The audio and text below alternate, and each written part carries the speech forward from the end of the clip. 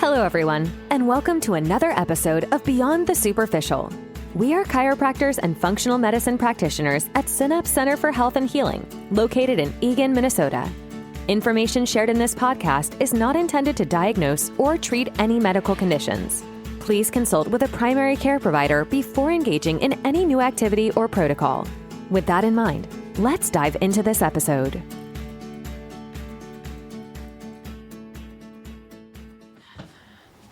All right, we are here today. This is our Beyond the Superficial podcast. I'm Jenica. I'm a health coach here at Synapse, and I'll have everybody else introduce themselves today. Go ahead, Kari. You can start. Oh, I'm Kari. I am also a health coach. I'm Dr. Ashley, functional medicine chiropractor. I'm Dr. Katie, also a functional medicine chiropractor. Great. Well, we are here to talk about protein today. Big question we get, and as we get started and are continuing with our challenge, one of our challenges this week is going to be to eat 30 grams of protein per meal. And we'll talk about kind of what protein is, why that's important, why it is important to have daily, what are some good forms of protein, kind of how to get that much in, and then does quality matter? Does quality of our protein matter? So we'll talk about those things a little bit today. We'll get to the nitty gritty of it, but really looking at 30 grams of protein per meal. Also, what does that look like when we're thinking of grams of protein? I get that question a lot too, and so we'll touch base on those questions, what we see in labs wise, also kind of ways we can test what protein looks like through blood tests. And then also who should be, really focusing on it more than others, at what point in your life, when is it something you really need to think about too. So the first thing I want to kind of touch on is what is protein and what does it do in our body.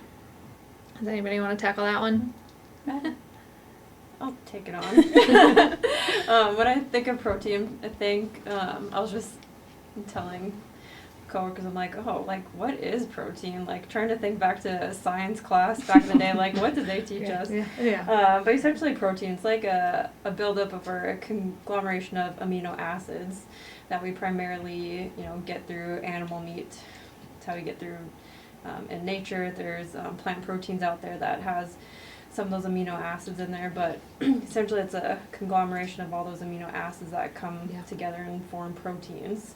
Mm-hmm. And we have, our three main nutrients that we get from our body that our mitochondria uses, and it's fats, carbs, and then there's protein. Yeah. Our three big ones. But protein is kind of like how we build up our tissues, our DNA.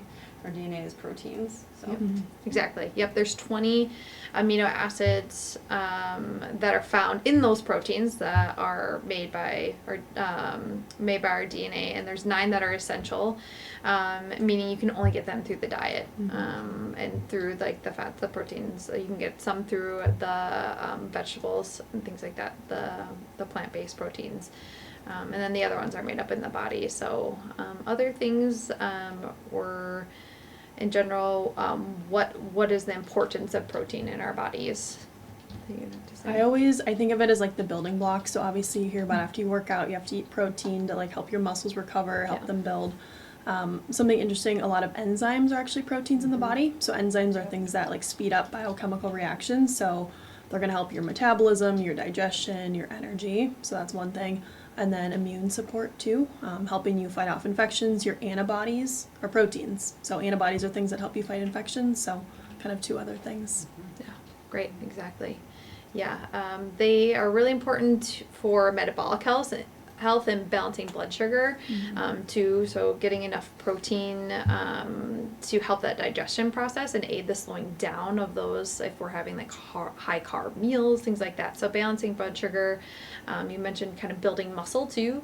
At some point, they are the muscle builders for sure. I mean, you have to lift so often and so much weight to actually get that same amount as some of like that the proteins are providing, too. So I have a diagram in my office that is basically metabolism and in the mitochondria, and I show people that cascade of the breakdown from, the macros that we eat into acetyl-CoA into the Krebs cycle and into basically to energy, and all of those conversions, like you're saying, the enzymes are required to make the conversions. Mhm. So if we don't have protein, we don't have the enzymes for our metabolism to even work. Mhm. So not eating protein really slows down so many processes, and not just mitochondria, but neurotransmitters and Mhm. all, Yeah. so many things require enzymes,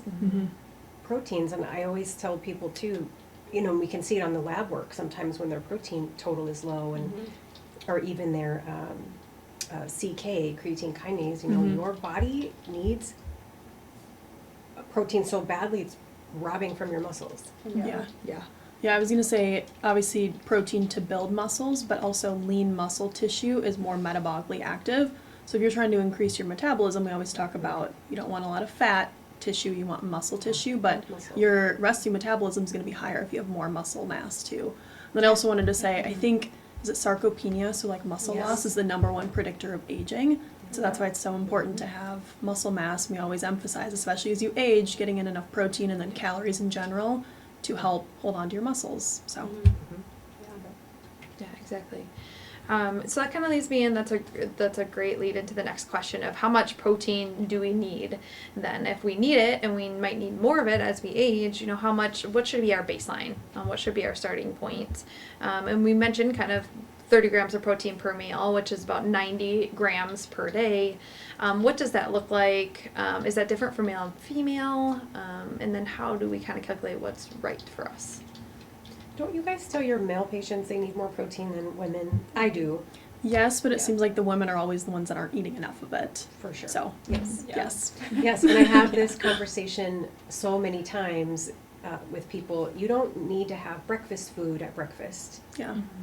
We're conditioned breakfast food looks like oatmeal and cereal and Yeah. pancakes, and that's just what we are conditioned. But you can eat lunch for breakfast, you can eat dinner for Mhm. breakfast, and as long as you're Yeah. eating meat.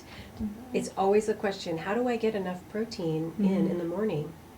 Because the thought process is, well, my egg only has 6 grams of protein, so how's that enough? So I say, great, have your egg, but egg and Mhm. meat, eat meat.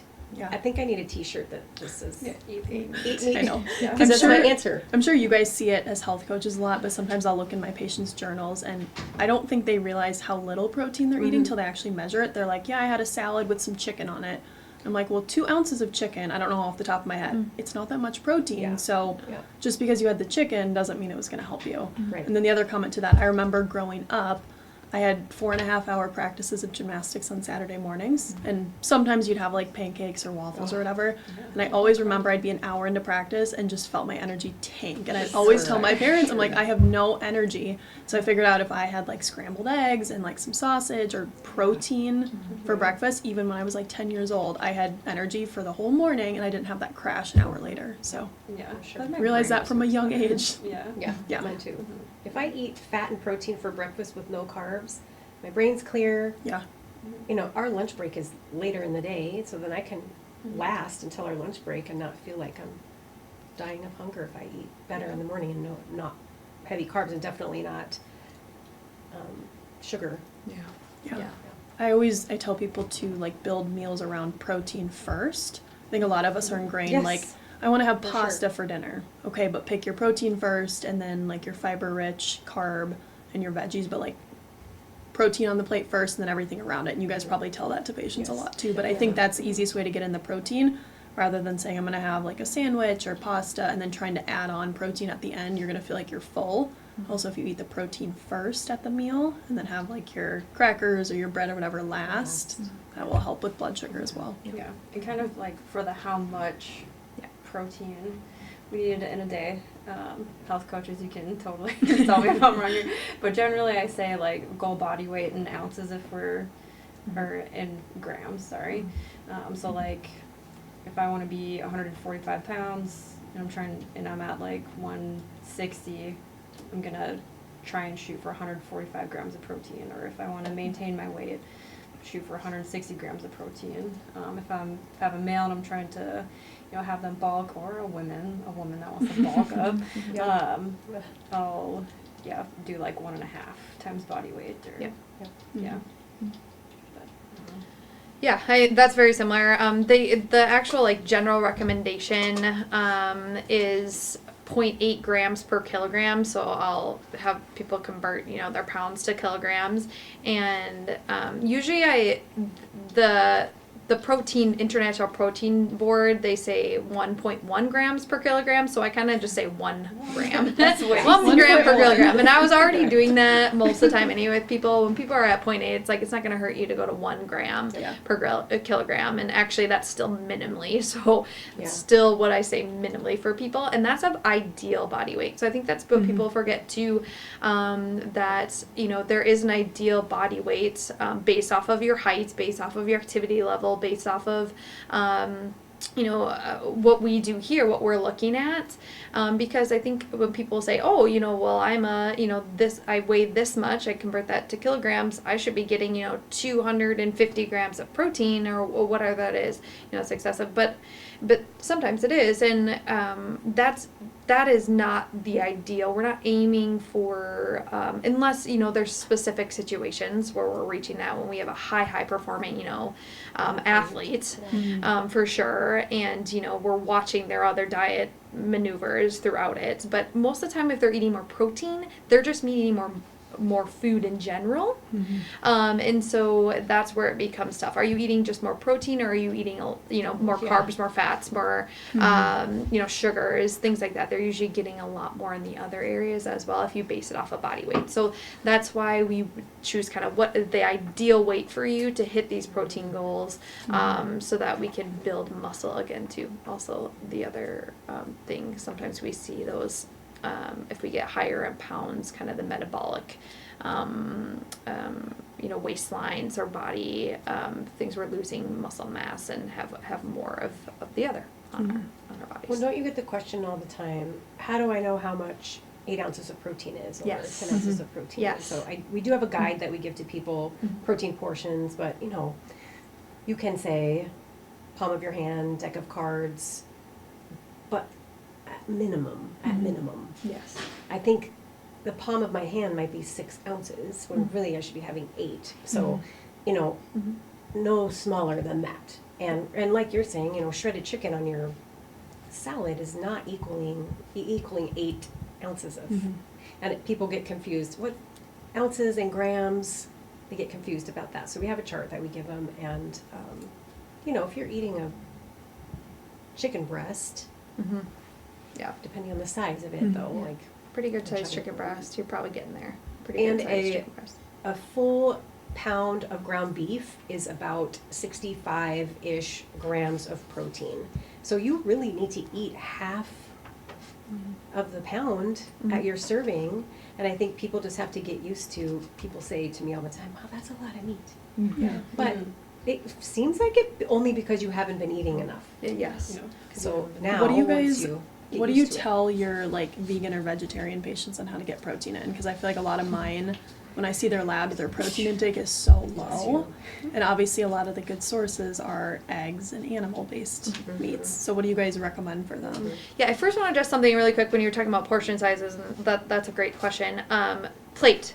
Looking at your plate, because then I have people I'm not going to measure it. Okay, if that's about a half a pound, okay, that helps me a little bit. If I'm taking a loaf of a thing of meat out. I mean, we go through one thing of meat for each meal for my family, and so and I get the question a lot, that gets expensive, because we talk about kind of what are some other options, how can we get best quality, that kind of thing. But when looking at your plate should be, my plate is like a third to a half of my plate is, meat proteins. It's a pretty big chunk of my plate. The other half I'm looking at, probably vegetables, and then maybe a few starchy vegetables, but I would say about a third of my plate is probably, a meat protein.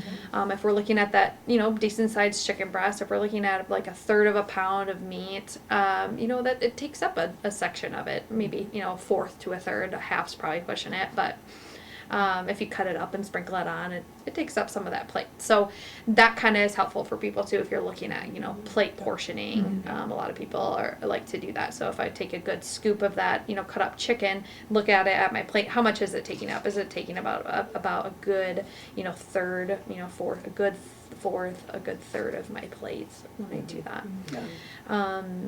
And then I guess we can talk about, we're talking a lot about meat, about how to get protein in, and meat being one of those ways of doing that, good quality meat. So chicken, beef, turkey, bison, venison, pork, lamb, eggs, fish, low mercury. I do want to mention that the low mercury fish, and especially for a lot of people here in the Midwest, when looking at lake fish, the DMV has a great resource for that, and I send everybody that way of looking about the mercury content in fish. It is very high in lake fish. So things like walleye, bass, crappies, things like that. And so they give the recommended portion or amounts and for that. And so I know a lot of people like those, Friday fish fries, or just, live off it in the summertime, and just things to think about. And the DMV can be a great resource for that. I know my dad particularly, I was like, just go check the DMV website, because he just doesn't take my information, which is fine. Sometimes we need that factual information in front of us. And he went on there and was shocked by, what he's eating and the amount of the suggestion, like the amount of, like the fish he particularly likes. It says, once a month, and he's eating it multiple times a week. And just like thinking about that for quality. And we'll talk about that a little bit too. That'd be a good Lent, with Lent coming Yeah. up. It'd be a nice little That's right. handout to go. Yeah. I should have sent it to most. Lent's almost close to over now. We're about halfway there, but yes, exactly. The Friday fish fry. Choose your cod. Choose your salmon. So vegan protein. Yep. To answer her question. Yep. What do we tell the people? That's what I was going to have you touch on. Me? Yeah. You want to touch on that? Yeah, it's I hard. covered It's the hard meat for me. there. It's really hard to make up enough protein from, definitely from vegetables. Yeah. Very hard to get the same amount. And I know people choose to be vegetarian for many reasons. It does make it more difficult, but then you're going to have to do soy, protein, tofu, tempeh, Yep. Beans. Beans, yeah. Legumes. Quinoa even has some protein in it. So yeah, beans for sure. So you have to have a lot more foods, Yeah. Yes. a lot of different, because you're not going to really eat a plate of beans, or Yeah. the carbohydrate content is too high in a plate of beans. Yeah. You're going to have too much of a blood sugar spike. You still need, so if you're eating, it's definitely a challenge. You have to up your calorie intake. I was gonna say you have to basically. eat more of a variety. It seems like, because all the sources like nut butter, beans, or whatever, they have some, but it's not as much as like a steak. So then you just have to eat more. You have to eat more of it, yeah. And you don't even have to have more variety if you don't want. You could eat 6 cups of quinoa to get your, close to a serving size of me, but like that's going to cause a whole nother metabolic issue that we don't want to deal with. And same with kind of the beans, just like you mentioned, they're higher in carbs. You're eating, 5 cups of those or whatever in comparison. And so that's where I think that it does become difficult for people. Now I hear a lot about this documentary that's out there, and I don't know if you guys have seen it. I'm trying to, now it's not at the top of my head right now, but it's about basically these like super lifters that are on plant-based diets, because plant-based diet has been very popular recently. Yeah. And people have a variety of reasons why they need to go on plant-based. But that is a very small anomaly, and you can do your own research on that documentary as you wish, but that is very, very difficult to do.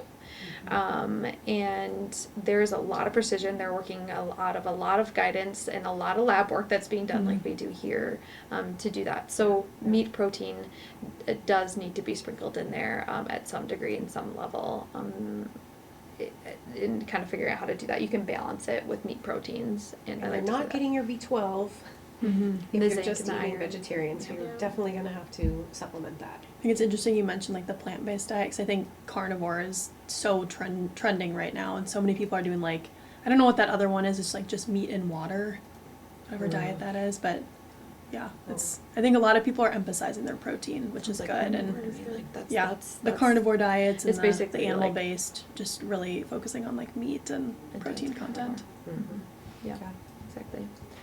So what would be, I guess, benefits of eating this amount of protein, and also just eating meat proteins in addition in general? So why would we want to incorporate meat proteins? Just because it's higher in protein, or are there other things that we need from that as well? Well, like you were saying, though, then it's less calories and less food. So if I want to equal the same amount of protein in my quinoa and my beans and my chia seeds or, whatever I'm putting on my plate, I have to eat so much more than if I have a 8-ounce chicken breast and some vegetables. I'm full, and some fat, don't forget the fat, but, then I'm full, where if I have to eat that much more food, one reason. Yeah. What were you going to say? I was just gonna say like the nutrition and like the vitamins and minerals that come from things. I mean, I think about like eggs they're an essential protein. I mean, they have all the essential amino acids. Eggs are like a superfood. Yeah. I mean, red meat is like one of the healthiest things you can eat if it's like a good quality grass-fed.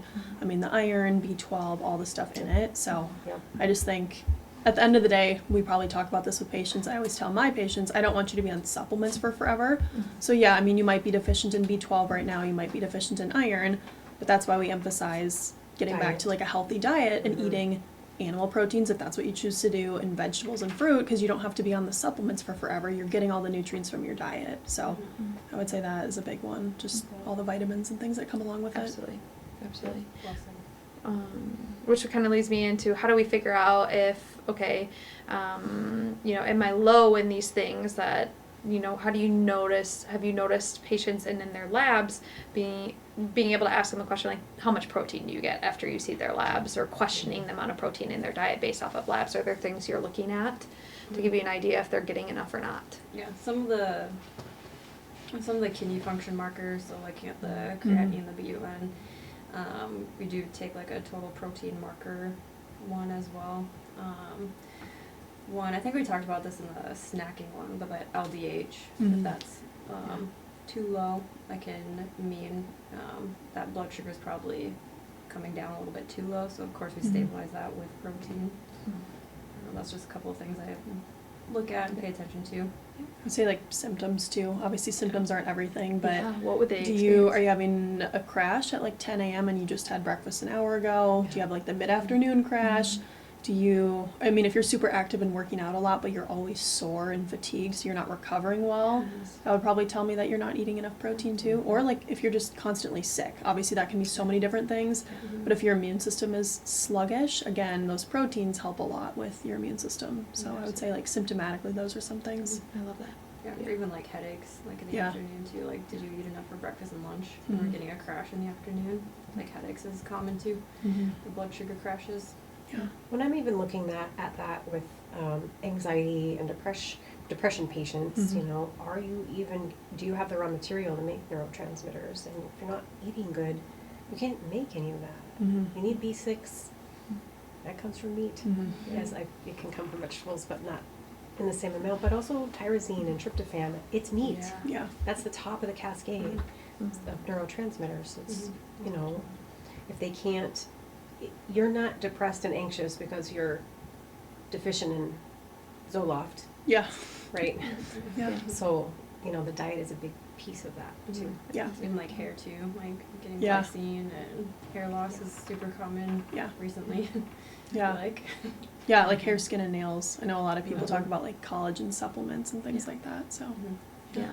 Well, Dr. Amber wanted us to bring Oh, that yes. up. Yes, I was gonna about, is collagen a form of protein? Can I replace my protein with collagen? Yeah, technically you can't count that as your total protein amount because it's missing tryptophan. Tryptophan is super common from like animal meats. Turkey we've all heard of. Yeah. Getting sleepy after turkey, but technically no, not the same. No, it is not the same. Is it the same as a bone broth or bone broth protein? With that question too, because then I'll suggest a bone broth protein, which does have the amino acids in it. So it wouldn't be, it again is different than a bone broth protein as well, or even just like a whey or something else comparable, but a collagen does not have that essential one in it. So yes, I do get that question quite frequently. I do love the amino acid supplement from Pure Encapsulations, Amino Replete. Oh yeah. I think that's a really great way to make sure you're getting amino acids too. I was just going to ask about that. There's, I think it's Gary Brecka's website. I can't remember his brand. I keep seeing ads about it. They're called like Perfect Aminos or something like that. I just got I was some of those. I was going to ask you guys what your thoughts are So on that, because helpful. I mean it's all the essential amino acids, and it's a supplement. Obviously you want to Again, diet is best, but what are your guys' thoughts on that? And, like Yeah, I think supplements for that? Again, added bonus. That's what I always say. Any of these supplements that aren't real food, right? I think we talked about this a little bit in our snacking episode too. Is if it's not real food, it's just an added bonus. To me, the act of chewing is super important. The importance of a meal, that kind of thing. So, if you can get electrolytes that have amino acids extra in them, great. If we know that we have your labs and things back, that that wouldn't be any issue. Same with like a protein, like a whey, like a dairy based or a bone broth based, non-dairy, added bonus. So I think that they can be found in other things, but looking at then also, okay, does our plate need to just be meat? So this kind of comes down to the end, and then does quality of any of these proteins matter? So first, does our plate need to just be meat, or can we get protein elsewhere and kind of sprinkle things in? What are your thoughts?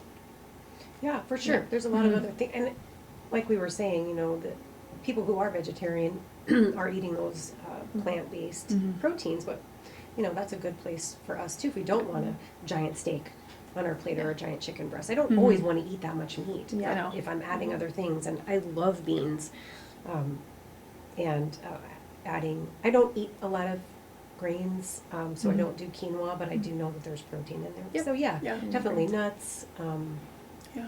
What else?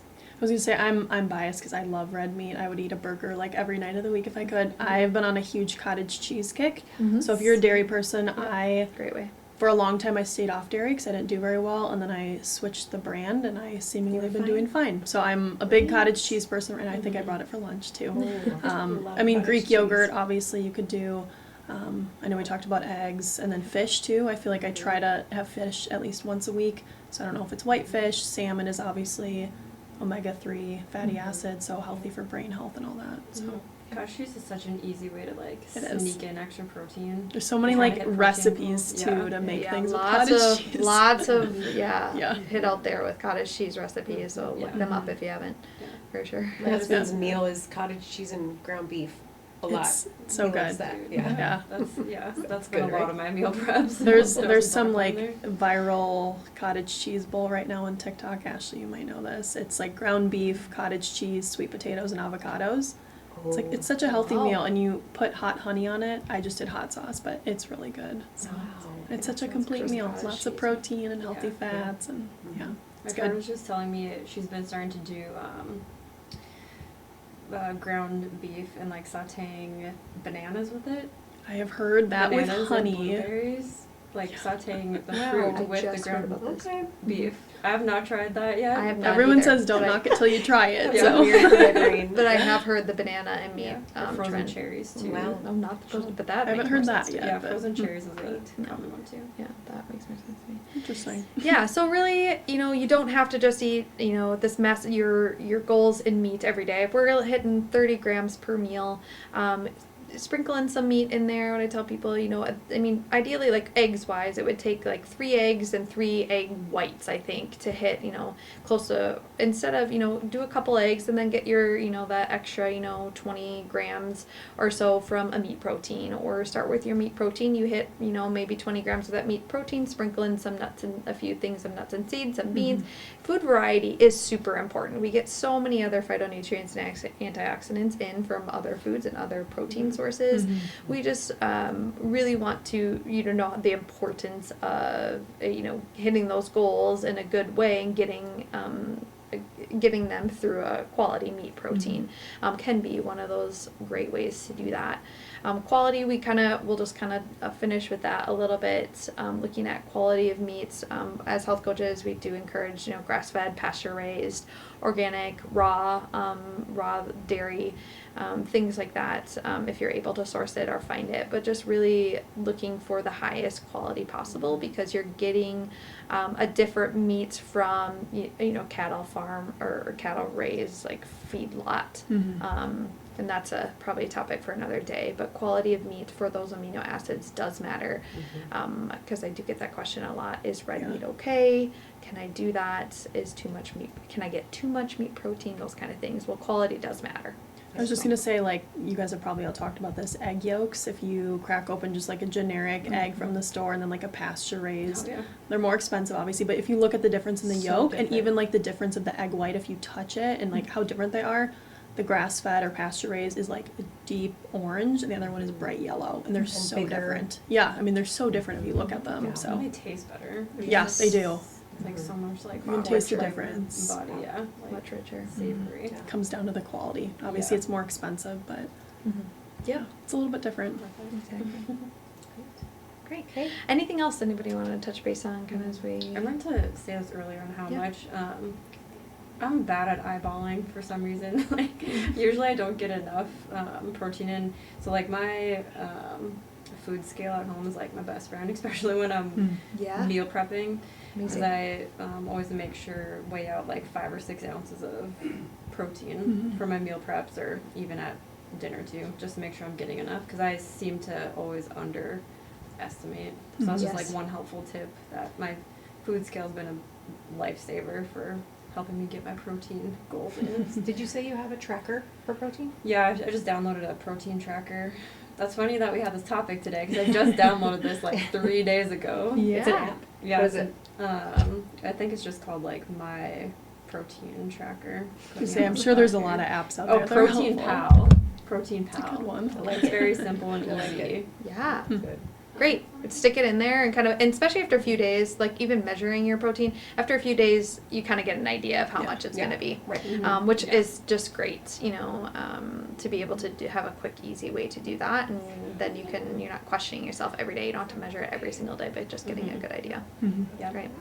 Well, this week we challenge you to 30 grams of protein minimally per meal. Again, men, we talked a little bit about that, might boost that a little bit more. But the good ways to calculate that are also in the podcast too. So good luck this week. That concludes today's episode of Beyond the Superficial. Thank you for joining us, and stay tuned for more episodes. For more information, please visit our website, www.officialsynapse.com, your partners in healthy living for optimal life. We would love to hear from you on how our podcast might be impacting your life. We also want to hear what interests you.